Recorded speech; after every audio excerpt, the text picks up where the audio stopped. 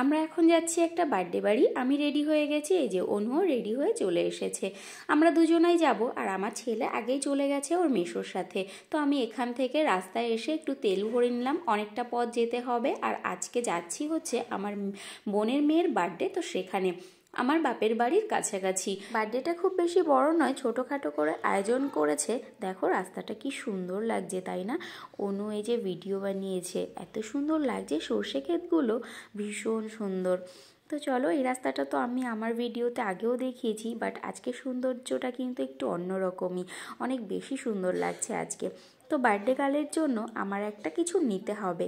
তো কী নেব, তারপর ভাবলাম এখন তো শীতকাল, তো চলো একটা সোয়েটার নিয়ে যাই। তো আমরা দোকানে এসে দেখছিলাম কেমন কি নেওয়া যায়।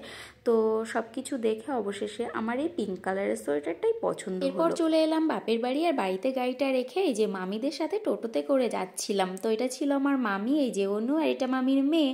আর পেছনে এই যে এটা আমার ছোট বোন, সে আমার ছোট বোন। তো এই যে তারপর চলে এলাম মেজো বোনের বাড়িতে। এই যে তখন চলছিল কেক কাটিং, আর ওর এবার 7 বছরের বার্থডে। খুবই ছোট, আর জন্মদিনটাও ছোটোখাটো করেই করা হয়েছে। সবাই মিলে আর কি আনন্দ করছিলাম। হ্যালো, আমরা বার্থডে বাড়ি এসেছি মাঠের মধ্যে ঘুরতে। কি সুন্দর, পেছনে সর্ষে ফুল হয়নি এখনো ঠিক করে, একটু কম হয়েছে এখানে। গাজর হয়েছে, আর গাজর ক্ষেতটা কি দারুণ লাগছে।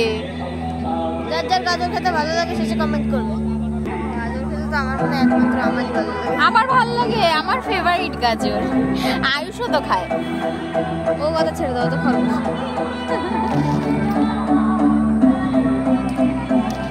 এখানে এসে আমরা একটু রিলস বানালাম, একটু ফটো তুললাম, তারপর এই যে খেতে বসে গেছিলাম। আর খাওয়া দাওয়া করে এখানে সবার সাথে গল্প করছিলাম। এটা আমার মাসির মেয়ে দিদি, সবার বড়, ওটা ওর মেয়ে। আর এই যে আমার মাসি।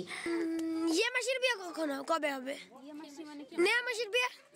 ওই তো নেয়া মাসি। দাঁড়াও মাসি, তোমার ইন্টারভিউ না হবে, তোমার বিয়ে কবে হবে? কবে বিয়ে হবে? কবে বিয়ে খেতে পারবো? কবে বিয়ে কবে খেতে পারবো? কবে বিয়ে খেতে পারবো? এই ওটা বলতে পারবে তোর বাবা যেদিন যাচ্ছি না। হ্যাঁ ঠিক। আমি বড় না, বরং খাবো না, আমি বড়, আমার পাশে দাঁড়িয়েছে।